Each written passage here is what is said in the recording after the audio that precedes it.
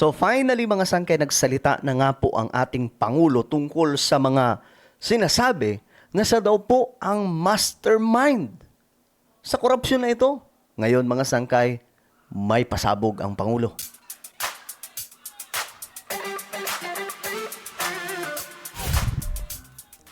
So ngayon nga mga sangkay, ang presidente po natin ay nagsalita na po. Tinanong na po siya tungkol po sa paratang ng mga DDS na siya daw po ay rumaraket mga sangkay dito sa sinasabing mga kinukurap na pera ng taong bayan na para sana sa mga project ng ating pamahalaan. Ngayon mga sangkay, nagsalita na po ang Pangulo. At ito po yung kanyang pasabog mga sangkay. Tingnan po natin. Anyway, bago tayo magpatuloy sa mga hindi pa po dyan nakakapag-subscribe sa ating YouTube channel, makikita nyo po yung subscribe button sa baba ng video na to. I-click nyo lamang po yung subscribe, i-click ang bell, at i-click nyo po yung all. Sa mga nanonood po sa Facebook, i-follow nyo po yung ating Facebook page. Alright guys, so ito nga po ang pasabog ng presidente natin. Patungkol po sa paratang na racket daw po niya yung pangungurap. Ngayon ito, pakinggan po ninyo mga sangkay. Yeah. Ayun. Kung hindi ko sinabi yung sinabi ko sa SONA, wala tayong pinag-uusapan na ganito. I'm the one who exposed all of this. And I'm the only one that has started to do anything about it. Mm-hmm. Bakit? Ang mga nakaramba na Pangulo, may nakita pa kayong ginawang ganon? Meron ba silang kinulong? Meron ba silang finish na account? Ayan na. Meron ba silang mga investigasyon na ginawa? Wala. Mm-hmm. Sa akin lang. Tapos sasabihin, ako daw ang may kagagawan. Mm-hmm. Eh kung talagang racket ko yun, ba't ko sisirain yung racket ko? Ayun. It makes absolutely no sense. So, This is selective justice. I'm sorry? Selective justice. What about selective justice? Pili lang daw yung mga sumak. No, from the time that we formed the independent commission, sinabi ko, we'll just follow the evidence. Let's do it, continue. Okay, so yun yung pasabog ng presidente po natin ngayon, mga sangkay. Ngayon, himay-himayin po natin ito. Ayun. Kung hindi ko sinabi yung sinabi ko sa SONA, wala tayong pinag-uusapan na ganito. Ano ba yung sinabi niya sa SONA? Mahiya naman kayo. Doon niya po unang pinasabog mga sangkay ang korupsyon sa mga proyekto ng ating pamahalaan. First time sa SONA. Kasi may mga nagsasabi na siya daw po yung mastermind. Ako, to be honest, mga sangkay, ang rason bakit di ako naniniwala na siya ang mastermind sa korupsyon, una, mayaman ng mga Marcos. Mas mayaman pa po sila sa Pilipinas. Kung tutuusin, kung pag-usapan mo natin yung Marcos wealth na nasa, I think, nasa 170 banks. No? Kaya nga po sa SALN niya, di ba? Kita nyo kung ilang pera ang mayroon siya mga sangkay sa kanyang SALN, isinabmit.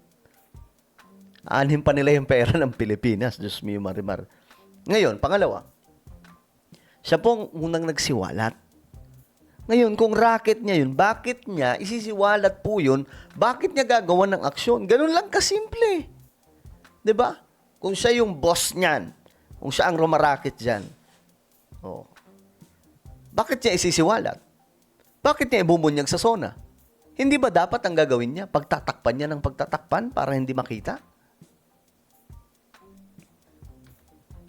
I'm the one who exposed all of this. And I'm the only one that has started to do anything about this. Oh. You see? Tama o tama? Tama yung sinasabi ni PBBM. Kahit kontrahin niyo yan, di man kayo mag-agree o mag-agree man kayo, hindi pa din po natin matatakpan ng katotohanan na siya po yung unang nagsalita tungkol dyan. Nung na-discover na po niya, mga sangkay, siya po yung unang nagsalita. Siya po ang maliban sa nagsalita, gumawa pa po ng website para matukoy yung mga unfinished projects, mga substandard projects. 'Di ba, mga sangkay? Lahat ng Pinoy, natukoy po ang mga proyekto na yun. Nakiisa. Tapos, maliban sa paggawa ng website, naggawa po ng Independent Commission, ng ICI. Naglabas ng mga listahan ng mga kontraktor na humahakot sa pera. 'Di ba? Parang, yun palang mga sangkay, isa na pong patunay na si PBBM, wala po siyang ibang ginawa dito mga sangkay, kundi isiwalat kung ano po itong systematic corruption. Alam niyo, sa panahon nga lang niya na nalaman natin na ganun pala ang sistema ng pangungurap mga sangkay, kung papaano po tinatrabaho yung mga project ng pamahalaan para maging ghost project at ibulsa yung pera ng taong bayan. Only his time, mga sangkay. Bakit ang mga nakaraang ba na Pangulo, may nakita ba kayong ginawang ganon? Meron ba silang kinulong? Meron ba silang finish na account? Meron ba silang mga investigasyon na ginawa? Wala. Exactly, mga sangkay. Wala. Yung iba nagsasabi, hindi, kasi bago pa mangyari yon, sinibak na. Magkaiba po ang sinibak sa pinapanagot. Kasi, ang sinibak, pinatakas mo lang sila sa kanilang kasalanan.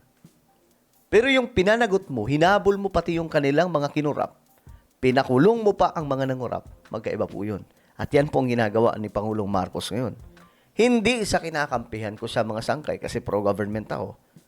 Nagiging totoo lamang po tayo. Kilala niyo naman ako, mga sangkay, di ba? Kaya nga po ako napagkakamalang DDS. Kasi sinasabi nila, iba na yung pananalita ko kaysa sa ibang mga vlogger. Iba yun sila eh. Trip nila yung sabihin ng ganun eh. Yung iba dun, mga tagahimod naman.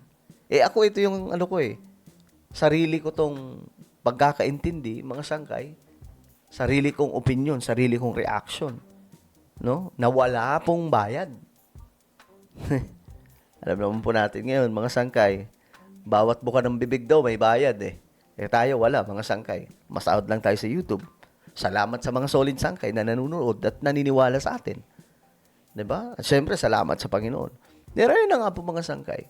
Tama yung sinasabi ni PBBM, siya lamang po ang nagpa-imbestiga kasi. Wala naman pong iba eh. Sa akin lang. Tapos sasabihin, ako daw ang may kagagawan. Kung talagang racket ko yun, ba't ko sisirain yung racket ko? Exactly. 'Di ba? Yun yung sinasabi ko noon pa, mga sangkay. Kung yun yung racket ni PBBM, dapat hindi siya magpapa-imbestiga. Dapat hindi siya gagawa ng website para matukoy yung mga ghost projects. Hindi niya pupuntahan yung mga ghost projects. Hindi niya ipapakulong ang mga gurap. Pero ang advice ko lang dito, kasi I'm sure ang presidente po natin gusto po talaga mapanagot lahat. So sana yung mga kongresista din. I'm sure gigil si PBBM kahit po sa Congress. No? Marami po doon ang involved. So sana pati din sila. Di ba? That makes absolutely no sense. Exactly. So, Is it as a selective justice? I'm sorry? Selective justice. What about selective justice? Pinipili lang daw yung mga kinakasuhan, yung mga iniimbestigahan. No, from the time that we formed the independent commission, sinabi ko, we'll just follow the evidence. And we'll continue to do that. Isipin nyo pati si Romualdez na pinsan niya, dinudot-dot na po ngayon ng ombudsman. Sa tingin nyo, mga sangkay, wala pong kumpas mula sa Pangulo yun? Ano sabi ni PBBM? Ito yung sinabi niya, mga sangkay. Follow the evidence. And sinabi ko, we'll just follow the evidence. So, sundan lang daw nila yung ebidensya. Kaya ngayon nadadamay si Martin Romualdez. Kasi doon po sumusunod ang ebidensya. Yun yung tinitingnan nila ng ombudsman. Well, ano po ang inyong opinion? Comment down below. Meron tayong YouTube channel. Ito po isang revelation. Magaganda po yung topic natin dito about po sa Bible prophecy, mga nangyayari ngayon sa ating mundo. Alright, so hanapin niyo po ito sa YouTube. Then click the subscribe, click the bell, and click all. Ako na po yung magpapaalam. Mag-iingat pong lahat. God bless everyone.